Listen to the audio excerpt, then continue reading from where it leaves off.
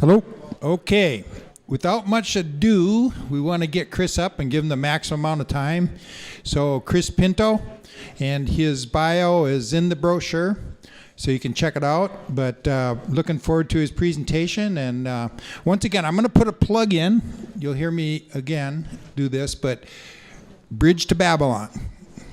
Just remember that and go to his table. Thank you.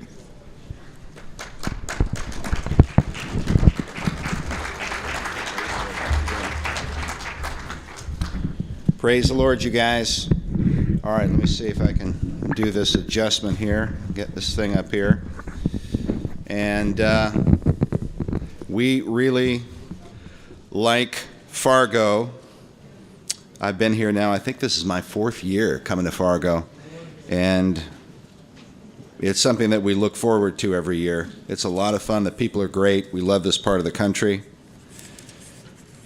And when I've been here for the past few years, and I talk to people in between presentations and so on, it's interesting that Fargo is said to be one of the places in our country where, you know, we heard Paul speaking in this last presentation, and he was talking about the millions and millions of Muslims that have been brought into Western Europe. And many people don't realize how massive that number is. There's over 50 million Muslims in the past few decades. 50 million, more than 50 million and counting, that have been brought into Western Europe since the end of World War II. A lot of people don't realize how far back this goes, or even really why it's happening. It's sort of a puzzle. Why is it happening? And we're seeing it happen here more and more in the United States. In fact, I hear stories about what's going on in Fargo, North Dakota, and the buildup of refugees that are being resettled in this part of the country. I come from Tennessee. We have a ministry there, for those who don't know, called Adullam Films, and it's from the cave of Adullam. In the Old Testament, 1 Samuel chapter 22, the cave of Adullam, this is where David fled when he was being persecuted by King Saul. And there it says that the outcasts of Israel gathered around him and he became their leader. We've always thought that was a beautiful picture of the Lord Jesus Christ. And then they go out from the cave of Adullam and they do battle against the enemies of Israel, against the enemies of God. And so we fight the good fight of faith through our work in film and video production. But a few years ago, we started doing these audio CDs because we have a podcast radio program called Noise of Thunder Radio, which you can find at noiseofthunderradio.com. We also broadcast on Worldview Weekend. And so these audio CDs have done pretty well. The one that we are getting ready to release, we don't have it here now, but this is the cover design that you're seeing right here. And the title is, it's called Hitler's Jihad, the Socialist Plan for Islam to Conquer the West. Hitler's Jihad, the Socialist Plan for Islam to Conquer the West. Now, like a lot of researchers, I've been observing this for a number of years. I've done a certain amount of research on and off on it, and there's just a massive amount of books and materials and so on that have been written, and essays. But I think there's 2 reasons why this is happening. The first one is spiritual. The second one is political. Now, the spiritual side of this, which I think is the most important, because Islam, we have to understand, is the ancient enemy of Christendom, of Christian people.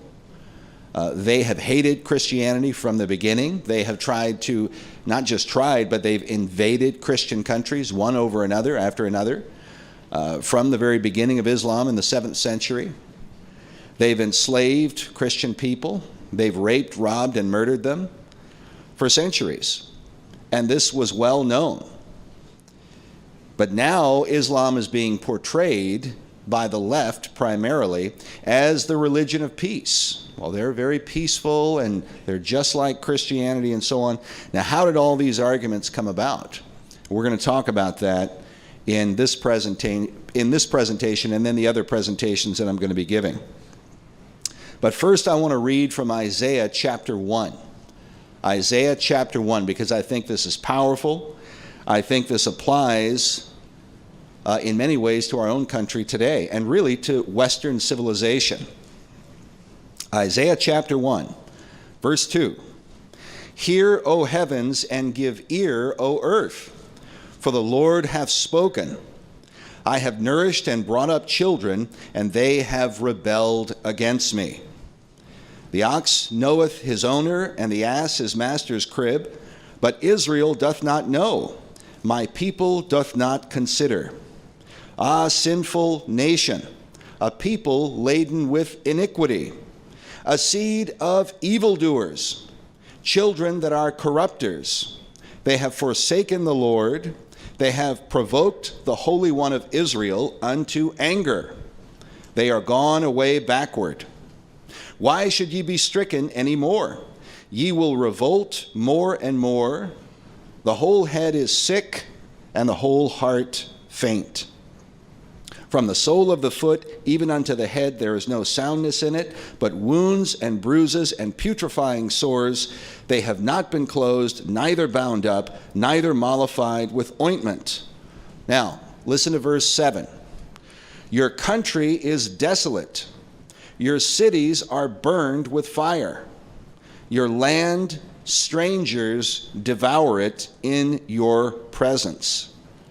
And it is desolate as overthrown by strangers. Think of what God is saying to the children of Israel centuries ago, that their land was being devoured by strangers in their very presence. Verse 10. Hear the word of the Lord, ye rulers of Sodom. Give ear unto the law of our God, ye people of Gomorrah. So, notice that God compares the leaders now of ancient Israel as the rulers of Sodom. They're like the rulers of Sodom and Gomorrah. They've given themselves over to the same kind of sin and iniquity and so on. And this is the reason why their land is being devoured. This is the reason why their cities are being burned with fire. We've seen stories for years in France, for example. In France, they have 30 to 40,000 cars every year are just burned by these Muslim migrants. They go into whole neighborhoods and they'll just burn a whole row of cars, set them on fire. 30 to 40,000. This is happening on a daily, weekly basis over there. In the United Kingdom, it is said that more than 1 million young girls have been raped, systematically raped, by these Muslim rape gangs all over the United Kingdom. And that's the number that they give over and over and over again. More than 1 million in the past 20 years that these rape gangs have been operating in the United Kingdom. So now you have many people. In fact, I was watching an interview not long ago with Frank Gaffney, and he was part of a panel of speakers, and they were talking about what's been going on in Europe for several decades now. And he says, this is important for the American people to understand, because what is happening in Europe is beginning to happen here in the United States. That they want to bring these same circumstances into our country. And so what I'm going to try and talk about, what I'm going to try and show, is that this movement really began. This is a movement that you can trace all the way back to World War II and even before. And I'm going to try and show a through line historically from the First World War all the way through World War II, right up into the present day, and show you that what these globalists, these socialists, intend is really to have Islam undermine and replace Christianity in the Western world. Now, why do I say that? Why have I come to think that? So this presentation is called Hitler's Jihad, the Socialist Plan for Islam to Conquer the West. All right. Here's a quote from Hitler. You can find this in a number of different writings. There were people who knew Hitler, and they quoted him for having said this. He talked about how, Islam rose up in the 7th century, and then at the beginning of the 8th century, within 100 years of Muhammad, they tried to invade Western Europe and take it over. And they were pushed back by Charles Martel at the Battle of Tours, very famous event. And lots of historians will tell you that they believe that if Islam had been successful, we would all have been raised up in a Muslim society, just like they are in many countries in the Middle East. We would have been raised up, whether we were Muslims or not, that's another matter, but we would have been raised up in a Muslim-dominated country. But Hitler said this. He said, quote, "Had Charles Martel not been victorious, then we should in all probability have been converted to Mohammedanism. Then the Germanic races would have conquered the world. Christianity alone prevented them from doing so." You see, Hitler's dream of world conquest, he didn't really care about Christianity. Some people try to argue that he wanted to do this because he was Catholic or so-called Christian, this kind of thing. That wasn't really Hitler's ambition. His ambition was more political than anything else. And he believed that Christianity, as it is said, was a religion of slavery, but Islam was a warrior's religion that allowed you to dominate and go in and subjugate your enemy and take over. And you don't sit around and debate and argue and this kind of thing. You tell people convert. If they don't convert, you kill them. And you move on and you forcibly convert the population. And Hitler thought this would be much, much better as a belief system for Germanic people. And we're going to talk more about what he thought. He not only thought that Islam was better suited as a belief system than Christianity, but he believed if the Arabs had been able to invade Western Europe, he believed that Germanic people were racially superior. He even says so. And he believed that what would have happened is over time, if Germanic people or Western European people had adopted Islam, then in time they would have dominated that religion from the Arabs because he believed the Arabs were racially inferior. And from the position of being a Muslim, then the Germanic people could have conquered the world. That's collectively what he says. All right, now before we get into the details of how this pertains to Nazi Germany and the First and Second World War, let's do a brief history of Islam and its relationship to Western civilization. So you have the Prophet Muhammad. He shows up in the 7th century. He founds this religion that eventually is known as Mohammedanism or Islam. Then he passes away, he dies, and by 732 AD you have the first major attempt to invade Western Europe. The Battle of Tours, 732 AD. And this is where the Muslims are stopped by Charles Martel at the Battle of Tours, and this is considered one of the great turning points in history. And this is why Christianity continued to dominate in the Western world and would go on to flourish, etc., and move into North America, and why so many of us are Christians today. So I've heard historians for more than 10 years talk about this, pastors, ministers, history teachers, etc., that this is a major turning point. And of course, this is one that Hitler himself made reference to. Now let's jump forward. Now for centuries you had aggression from the Islamic world against the Christian world. You often hear people talk about the Crusades. The Crusades are typically misrepresented. The Christian world in mainstream media is given the impression that we have something to apologize for where the Crusades are concerned. There's even this liberal, left-wing, so-called Christian group that wrote a letter to these some Muslim leaders in Jordan and apologize. Oh, we want to apologize on behalf of all Christians for the Crusades, this kind of thing, as though there was something to be sorry about. The reality is there's nothing for Christians to be sorry about where the Crusades are concerned. The Crusades were a defensive measure. And when I say sorry, I mean sorry towards Islam. Maybe that the Crusaders did other things that were not good. But where Islam is concerned, the Crusaders went out to defend Christian people who had their towns and their cities and so on overrun by the Muslims. They were being enslaved. The women were being used as sex slaves. The children, much the same. Men were either slaughtered or they were forcibly converted to Islam, or quite often they were castrated by the Muslims and turned into eunuchs. Okay? That is often what happened. One of the big lies that they're telling in our schools and colleges and universities right now is about so-called Islamic toleration, that the Muslims were supposedly, they're really the wellspring of tolerance, that they're the ones who invented tolerance, and they had tolerance for Christians and Jews and this kind of thing. And they don't tell you the real history of Islam. The Muslims have not anywhere in history ever been anything that anybody would call tolerant. Nobody sitting here would think that they were tolerant. I mean, if they come to your house, because this is what if the Muslims dominate a country through the Middle Ages, they would come to your house if you were a Christian and say, okay, your 12-year-old daughter is going to come with us and she's going to become a sex slave for the Sultan over here in his palace. And if you let them take your 12-year-old daughter, then they won't kill you.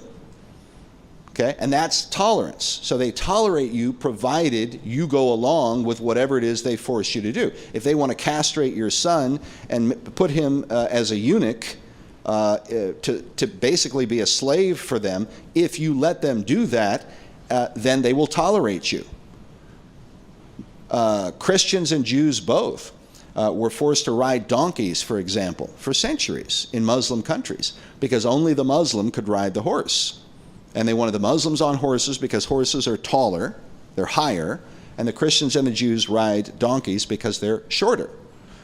So there's the continual discrimination against non-Muslims. In fact, all of Sharia law is designed to subjugate and humiliate non-Muslims continually, so that they will either convert, they'll leave, or they'll be killed at some point. So this whole lie that they're telling in our schools and colleges and universities about Islamic toleration is a fabrication.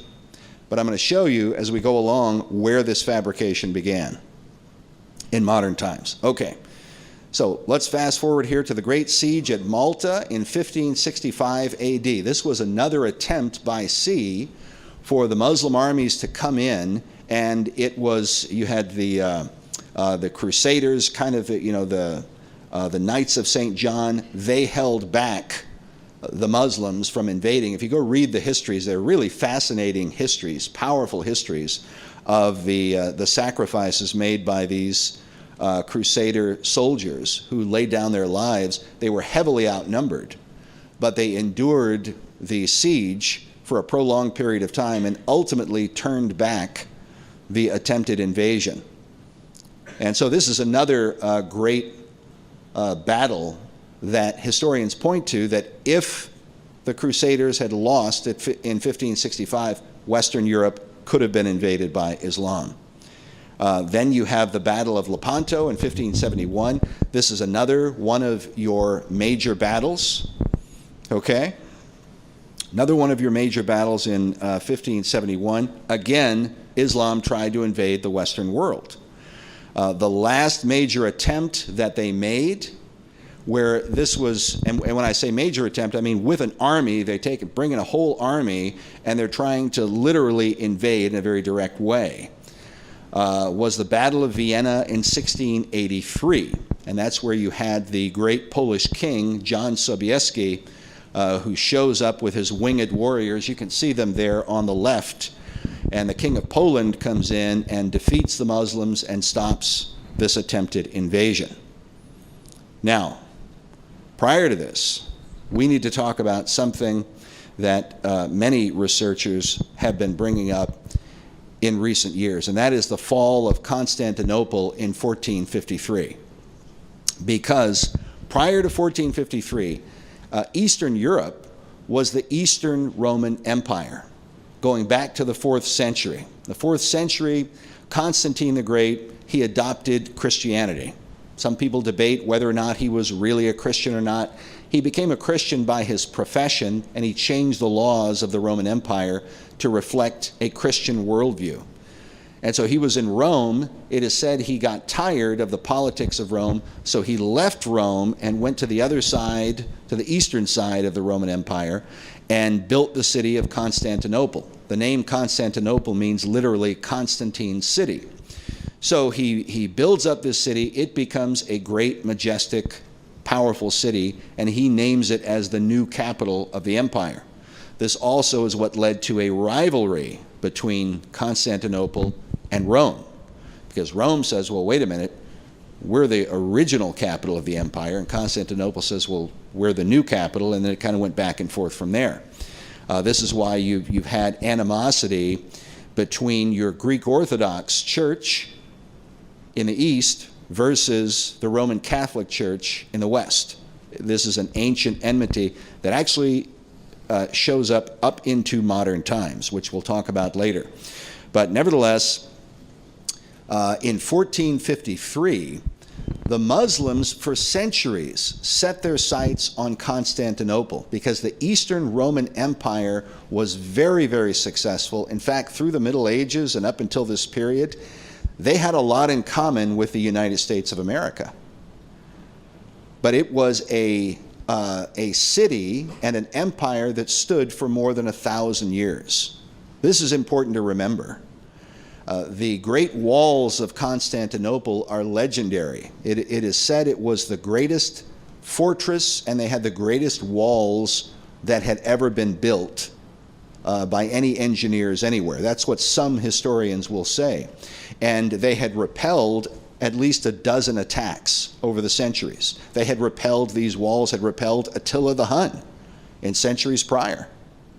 And so the people of Constantinople felt very protected by their city and its defenses. And again, they were there more than 1,000 years. But then, in the 15th century, you had a Western engineer, a Western Catholic, a Hungarian Catholic, who was an engineer, and he was a cannoneer. And he was an expert in making weapons of mass destruction. And he designed these massive cannons for the Sultan, for the Muslim leader. And many people think this is a picture and it's a warning for us today and for Western powers today. Because the Muslims got their technology from this Western engineer. He basically gave them weapons of mass destruction, this giant cannon that nobody had ever seen before, a cannon like this. And the Muslims take this big cannon that he makes for them, and they go and they blast down the walls of Constantinople. And that is said to have been what changed the course of history. Because the walls of Constantinople are finally blasted down, the Muslims invade, they slaughter the men, most of them. They, grab the women and children and take them as sex slaves. And if you go study the fall of Constantinople, Hollywood and the education system, they are going out of their way to try and portray Muslims historically as very sophisticated, very cultured, very advanced, sophisticated people who were very intellectual and really much more moral and civilized than the Christians. If you watch the film Kingdom of Heaven, you see that film about the siege where the Muslims lay siege to Jerusalem.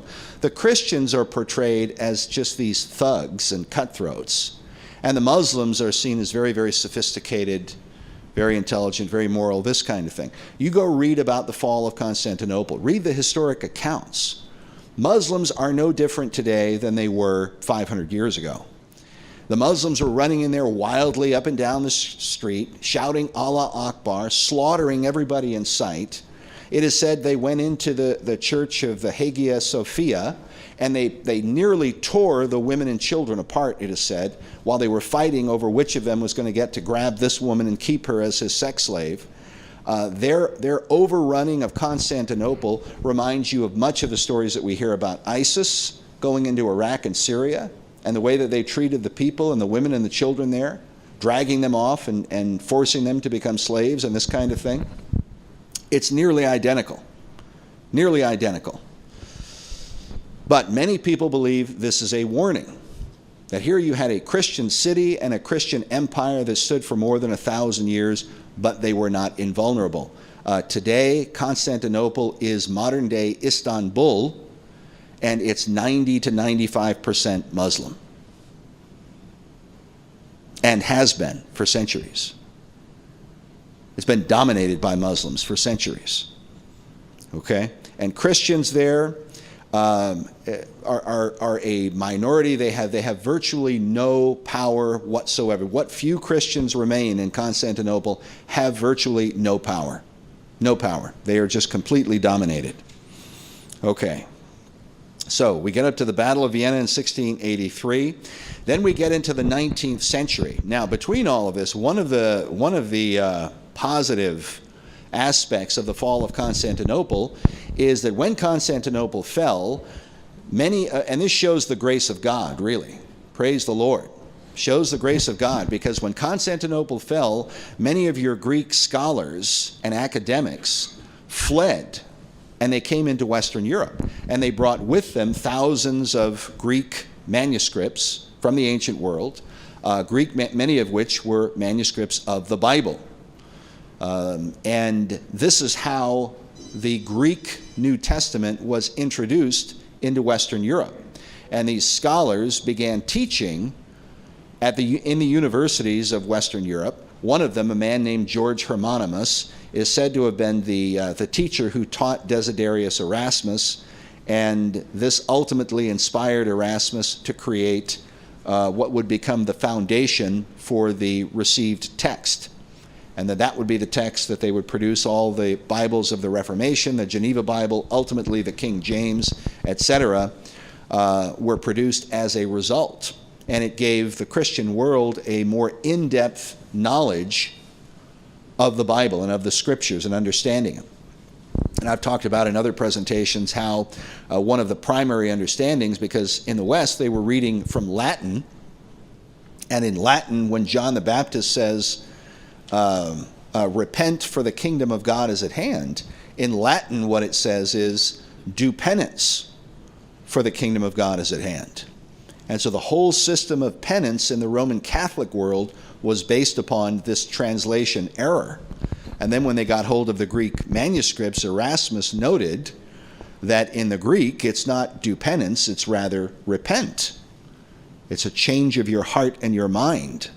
And that was one of the turning points that led to the Great Reformation. All right, so we have the Great Reformation happens from that point, or really from the 16th century, from 1517 onward. And then we get up to the Barbary Wars in the beginning of the 19th century. Now we're getting into more modern times. With the Barbary Wars happened ultimately because you had Muslims who were attacking American trade ships for no reason. And then Jefferson and John Adams, they learned what the reason was, which I'll tell you here in a second. But the Barbary Wars happened. The Barbary pirates were slavers. They were Muslims, Muslim slavers. And they operated out of their bases, and they had their ships that went up and down the coastlines of Europe, England, Scotland, Ireland, as far north as Iceland, it is said. And they kidnapped Western European people and took them back, quite often to Africa, and bought and sold them as slaves. And many people don't know this. This is a chapter in the history of slavery that has been removed from our history books. Okay, so you have what was called the white slave trade.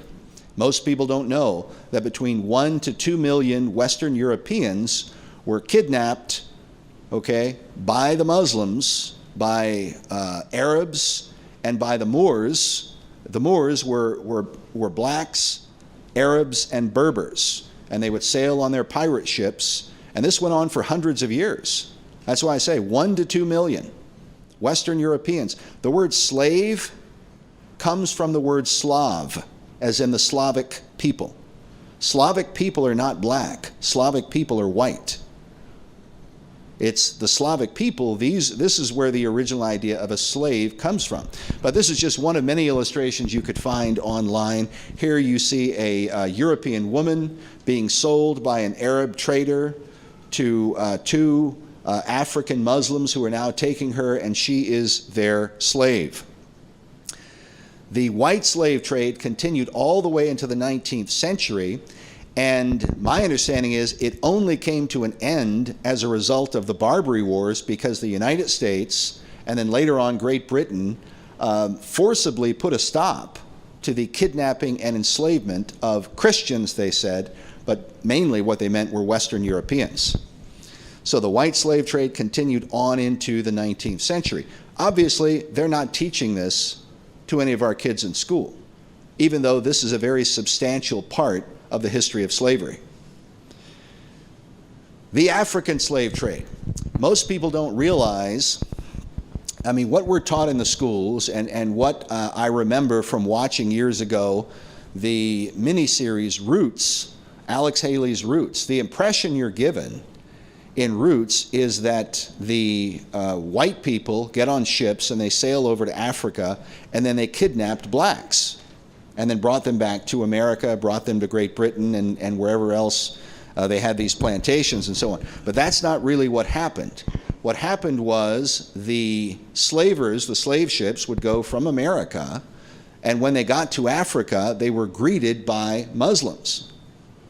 Black and Arab Muslims were the ones who ran the African slave trade, and they were the ones who kidnapped blacks from the inner parts of Africa, made them slaves, then they would bring them to the northern parts of Africa, to the coastline, wait for the slave ships, and then they would sell them. That's how the slave trade operated.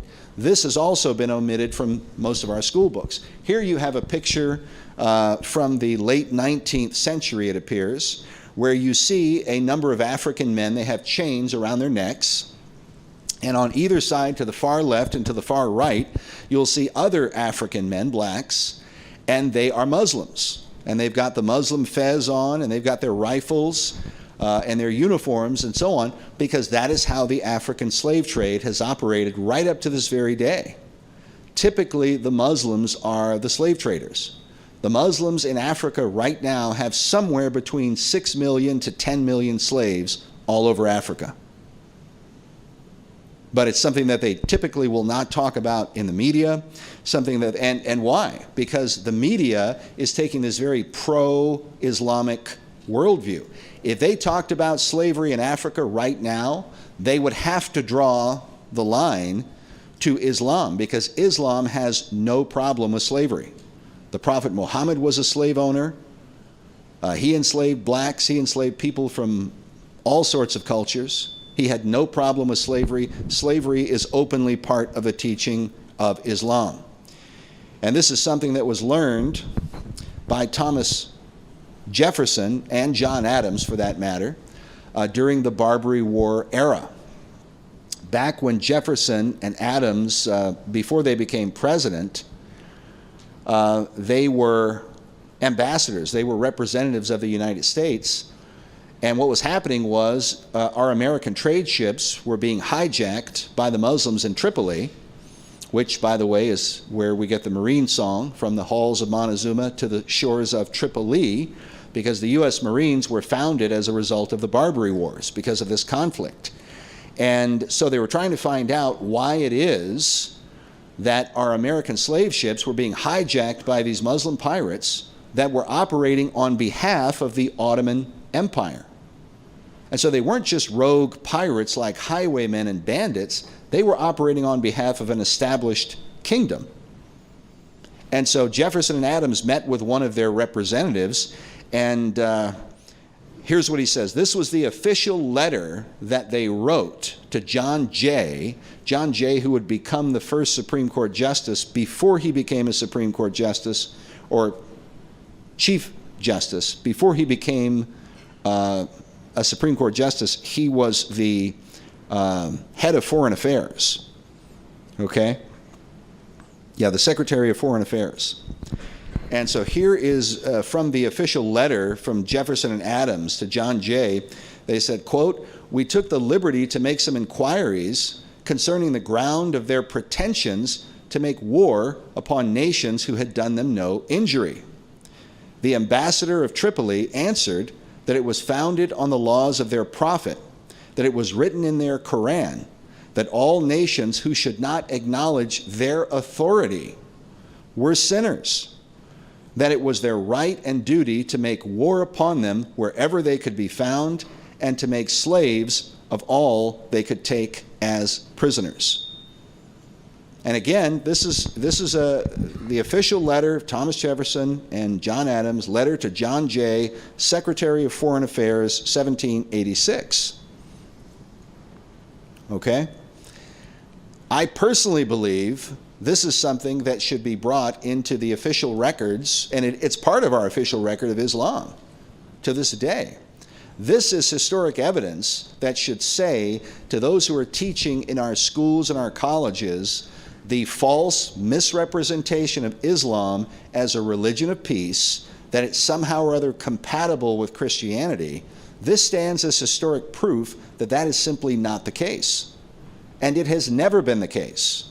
That was never the case throughout all history. Nobody ever believed this about Islam until modern times. And really, the propaganda begins during the era of World War I and World War II. World War I and World War II. So now we go from the Barbary Wars. Now, what happened during the Barbary Wars? Obviously, the Ottoman Empire lost. This was a great blow to them, because now what was happening is the United States and eventually Great Britain, their navies, the British Navy was the most powerful navy, and then with it the United States. And when Great Britain abolished slavery, a lot of people don't realize the impact of this, because Islam, much of your Islamic countries thrived and got their financing and their economies were based on slavery. And they made a lot of money by selling slaves to Great Britain and slaves to the United States. Well, the British, they abolished slavery at the beginning of the 19th century. And this is back during the era of the British Empire, when the British Empire, it was said, the empire upon which the sun never set. So the British Empire spanned about a fourth of the globe. So when they abolished slavery ultimately in all of their territories. And many of those territories, you had Muslims who were used to owning slaves, and now they can't own them anymore. There's a great book by a South African missionary named Dr. Peter Hammond, and the book is called The Greatest Century of Missions. And he talks about, in his writings, the abolishment of slavery, and he also talks about the missionaries like Dr. David Livingstone and others that traveled into different parts of Africa in the 19th century to witness, to bring the gospel of Jesus Christ to the people of Africa. And that one of the main obstacles that they faced was the Islamic slave trade. That the Muslims had no interest in the salvation of souls or anything like that. They just wanted to kidnap these people and make them slaves. And it's something that was ongoing. So Livingstone and others, they often spent much of their time combating the Muslim slavers right there in Africa. They saw it up close, and they looked for ways to set these slaves free. In fact, if you go online even today, there are videos. There's a really powerful video out there. Looks like it was shot somewhere in the last 10 years, but of these Christians from a European country, I want to say Switzerland, but they show up in a territory in Africa, and the guy is, he shows up on a small propeller plane, and there's just a couple of them.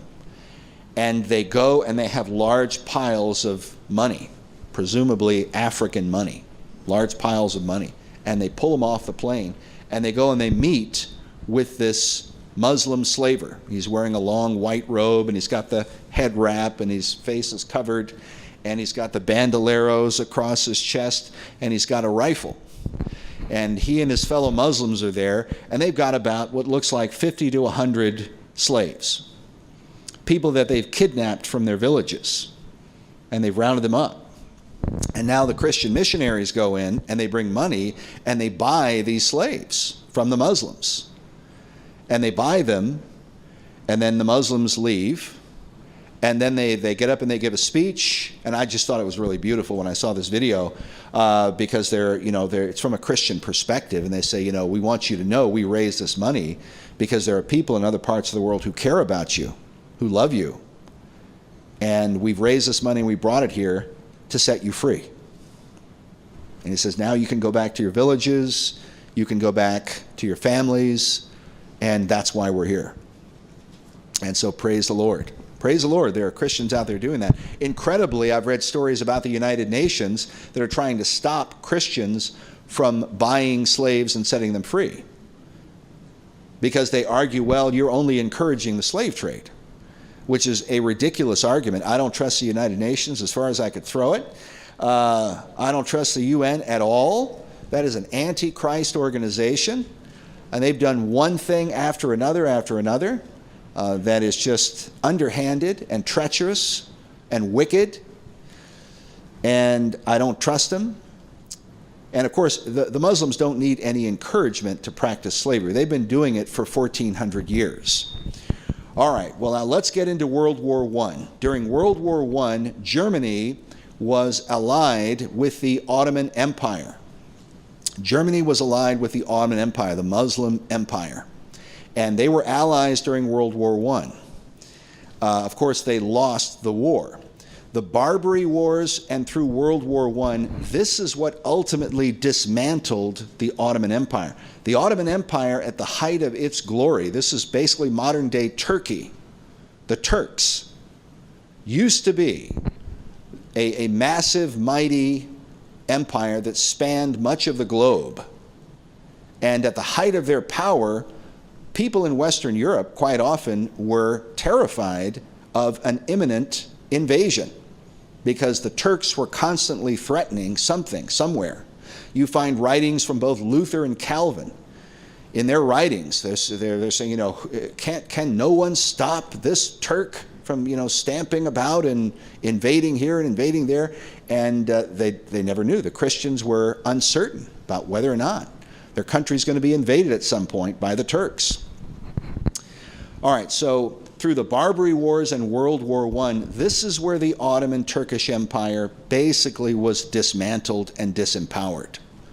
This is the reason why so many Muslims in different parts of the world are angry at Great Britain and the United States even today, because their grand, glorious slave-owning empires were dismantled and disempowered by the West. Rightly so. I see nothing for anyone to, you hear these guys get on CNN and they're saying, oh, well, you just have to look at what Western powers have done to the Muslims, right? As though Western powers have persecuted Muslims. Western powers have not persecuted Muslims. Western powers have rightly defended the Christian world from the impending Islamic invasion that they have attempted over and over and over again throughout their whole history. And they had every right to do so. They have a responsibility, I would argue, to do so, a duty to do so. All right, so Germany and the Ottoman Empire were allied during World War I.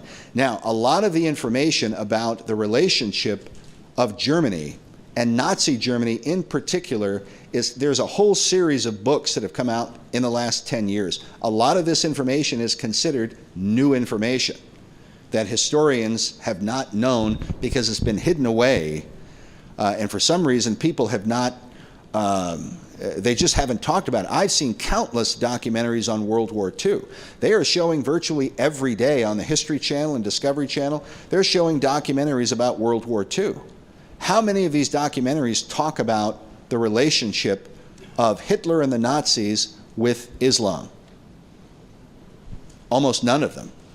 Almost none of them. I've only seen one that actually mentioned the relationship to Islam with any significance. But this book, this is considered by many people, I wanted to give this to you as a resource, Islam and Nazi Germany's War by David Motadel. There are many scholars in the universities and colleges that talk about, and I've got a copy of this, talk about just the detailed research and documentation, etc., that documents a lot of this history. There's many other resources besides, but this is a great resource. But it explains, according to Princeton University, says, the book explains, quote, how the Nazis understood Islam and how they sought to mobilize, manipulate, and utilize it. And what David Modedel reveals in his book is how Nazi Germany developed Islam as a weapon against the Allied powers, namely against Great Britain and France during the Second World War. But this was something that began back during the First World War. During World War I, here you have Helmuth von Moltke. During World War I, in August of 1914, shortly after the war began, we read, quote, the Chief of General Staff for the German Army gave the order to awaken the fanaticism of Islam in the Muslim-populated possessions of Germany's adversaries. And again, this would be during World War I, Great Britain and France. Okay? So here we have Islam, the weapon of Germany. Quote, German officers and Islam experts were intimately involved in the jihad plan. In fact, it was Germans who had pushed for the proclamation of jihad at the beginning of the war. A central figure in all of this was an archaeologist and a political ambassador of sorts, Max von Oppenheim. And here you see Max von Oppenheim. He is seated on the right. He's wearing the European suit, and he's seated next to a Bedouin Muslim. Okay, and they're having a conversation. Oppenheim lived much of his life like a Muslim. You see photographs of him wearing Muslim clothing and so on. It is said he even had his own harem at one point. Here's a picture of him in a Middle Eastern country. And he is seated there. He's wearing the white suit in the center, and there's all of these Muslims and then a few Europeans wearing Muslim-type garb who are with him. Okay? He was considered an expert on Islam. He knew the Muslims intimately. He was a part of their world. He adopted their way of life in many respects, and he believed, he's the one during World War I who said we should use the Muslims as a weapon against the British Empire, because much of the British domains had these Muslims in them. And the Muslims were still angry about things like not being able to practice slavery and having their Muslim lands, so-called Muslim lands, dominated by the British. Now, one thing to remember about this claim about Muslim lands is many of these so-called Muslim lands used to be Christian countries. People don't realize, like the Sudan over in Africa, the Sudan was governed by Christianity for more than 1,000 years. Egypt was governed by Christianity for more than 600 years. North Africa was governed by Christianity for hundreds of years. The North African bishops are legendary to this day. Augustine, who was called Saint Augustine, Augustine of Hippo, was a North African bishop. Countries like Ethiopia, Christian country from the 1st century. Okay, so many of the countries of Africa were Christian countries for hundreds of years before the Prophet Muhammad was ever even born. Right now, the situation in Iraq, with the Iraq War, and then the Obama administration pulls all of our military out of there, and then ISIS comes in and starts devastating the Christian population. The Christians had been in Iraq, which is ancient Babylon, from the 1st century. They've been there for 2,000 years. So for Muslims who showed up 600 years later to say, well, these are Muslim lands, the only claim that they have to Muslim lands, so-called, is that their ancestors invaded certain countries at different times and took them over. But for them to argue, that they claimed a land by invasion, but now they can't lose it if somebody who's stronger than they are comes in and takes over, that's just obviously unreasonable, but it's not presented that way in the media. The media presents it as though the Muslims are victims. They've been victimized by the West. They've been victimized by Israel because Israel took away their ancient homeland, supposedly. No, that's the ancient homeland of the Jewish people. The land of Israel as we know it today, the city of Jerusalem, for example, was founded by the Jewish king David 1,000 years, more than 1,000 years before the prophet Muhammad. So to argue that these are Muslim territories is very, very deceptive. And it quotes history or presents history out of its full context. All right, so back to Max von Oppenheim. Max von Oppenheim, in October of 1914, this is during World War I, Oppenheim prepared a memorandum on the revolutionizing of the Islamic territories of our enemies. What they wanted to do was go into the different colonies of the British Empire, stir up the Muslim population, okay? Stir them up with anger against the British. These British are occupiers. They're taking over your Muslim lands. You shouldn't put up with them. You need to rise up, throw off the British oppression, et cetera, et cetera, et cetera. All of this kind of propaganda. This is what Oppenheim called for. And he said in his memorandum, he called for, quote, religious violence was to be incited in the Muslim areas in the enemy's colonies, call for holy war, Islam, one of our most important weapons. This is what Oppenheim said. Now, look, this is all the way back in 1914. 1914. All right, now you have here a man named Ernst Jack. Ernst Jack. He was known as the confidant of the Young Turks. Jack was a German political scientist who worked with Max von Oppenheim during World War I. His influence on the Young Turks preceded the Armenian genocide. For those who don't know, remember the term the Young Turks. The Young Turks were the political movement in Turkey that instigated and carried out the Armenian genocide. Okay, now Ernst Jack, he was seen as their confidant. You have this picture here, up here. It's kind of hard to see, but this is the only picture I could really find of Ernst Jack. But he is, if you see the lamp there, see that lamp? And if you follow the lamppost down, there's a guy standing just off center in front of the lamp, and he's holding his hat down on he's got his hat in his hand and it's resting on his thigh. That's Ernst Jack. And he's standing in the middle of all of these Muslims. There's some Europeans there as well, but there's a large Muslim gathering. Well, he was seen as the confidant of the Young Turks.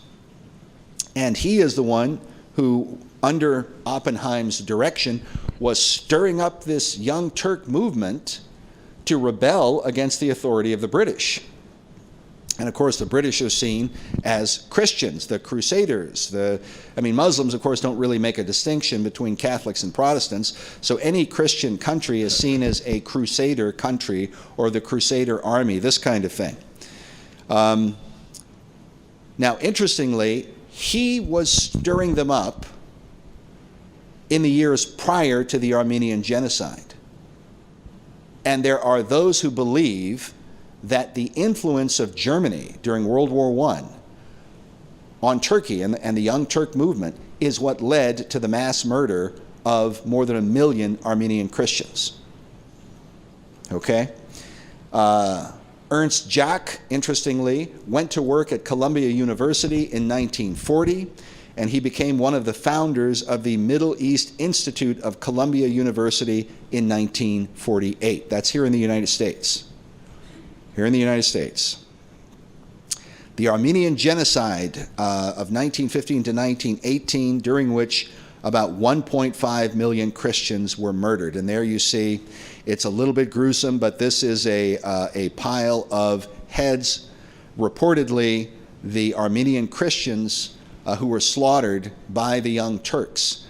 The Armenian genocide is just a very dark and wicked chapter of history. This is early in the 20th century, but it seemed to set the stage for the Holocaust that would follow during World War II and other massacres that took place.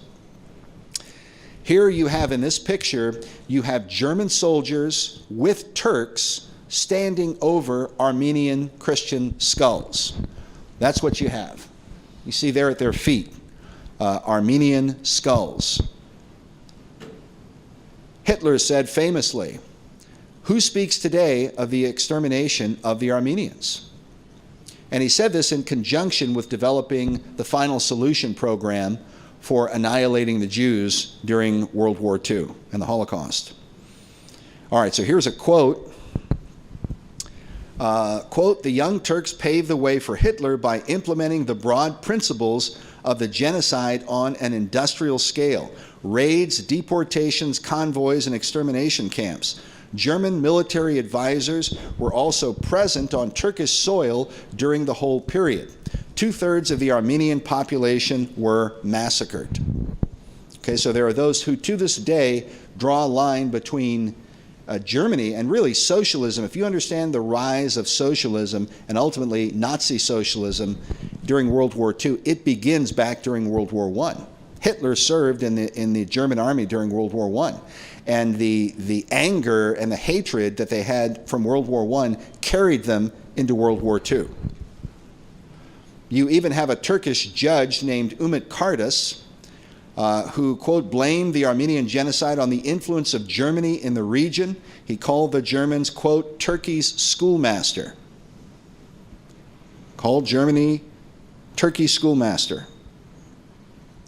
All right, so now we get up into World War II, and we're back to Max von Oppenheim. What happened during World War I, the attempt at inciting the Muslims against the British Empire didn't really work that well. In terms of harming Great Britain, didn't really work that well. But they didn't give up the idea. When World War II began, Max von Oppenheim now, who is an older retired diplomat, he re-enters the scene a second time. And so we read, on 25th of July, 1940, at the outset of the Battle of Britain, the retired diplomat Max von Oppenheim sent the German Foreign Office a 7-page memorandum. It was time, he explained, for a comprehensive strategy to mobilize the Islamic world against the British Empire. Okay, now, why this is important, brethren, why it's important to us right now. This is what launched what is called the anti-colonization movement, the decolonization movement. And from this point onward, all the way through the 20th century, the British Empire lost more than 50 colonies that were once under their control. And when we're hearing stories about Christians who are being slaughtered in all these foreign countries, where the Muslims are going down and they're tearing down a church and they're slaughtering the Christians and they're raping the women and they're burning their towns and all this other kind of stuff. These stories appear almost daily in the news. If you research the countries that they're talking about, often, whether it's in Egypt or Nigeria or the Sudan, etc., often these are countries that used to be under the protection of the British Empire. And so what happened was, as a result of this anti-colonization movement from World War II, Great Britain ended up withdrawing from a lot of these territories, and then the Christians who lived there no longer had any protection. It was almost identical to what we saw happen with ISIS in Iraq and Syria. While the United States was there, the people were protected. As soon as the U.S. pulled out, ISIS comes in, they start raping, murdering, destroying everything. The same impact happened through the 20th century. 5 minutes? Okay. All right. All right. I'll wrap it up here. Okay. Here we have, this is a sort of foretelling of what would happen from World War II onward. You have a German Nazi journalist who published a work called All Islam, World Power of Tomorrow. All Islam, the World Power of Tomorrow, in which he asserted that Islam would be the dominant power of the world in the coming generation.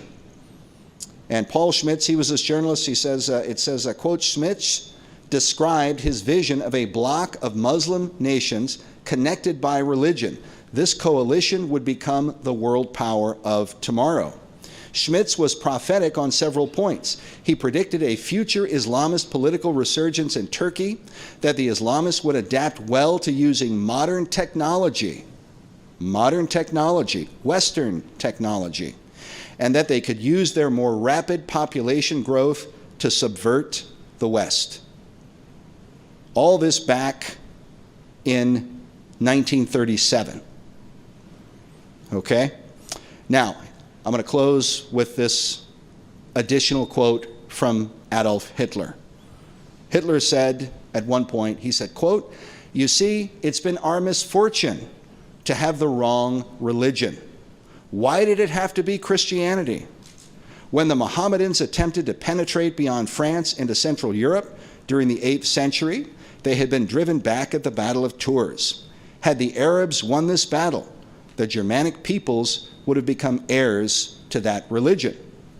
The conquering Arabs, because of their racial inferiority, could not have kept down the more vigorous natives, so that ultimately, not Arabs, but Islamicized Germans could have stood at the head of this Mohammedan empire."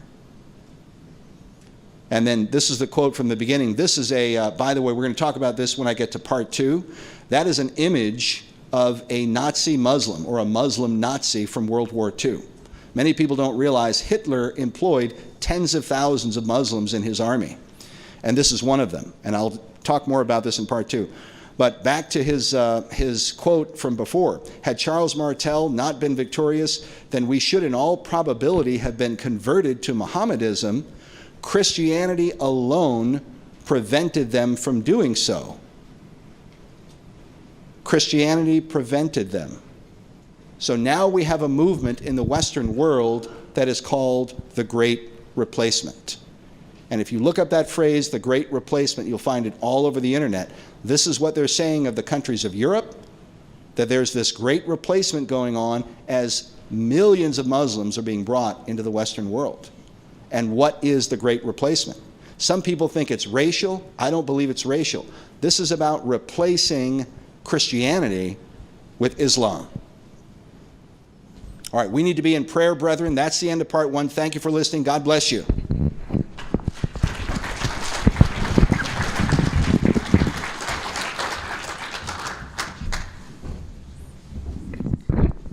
Do you feel like you were taking a drink of water out of a fire hydrant?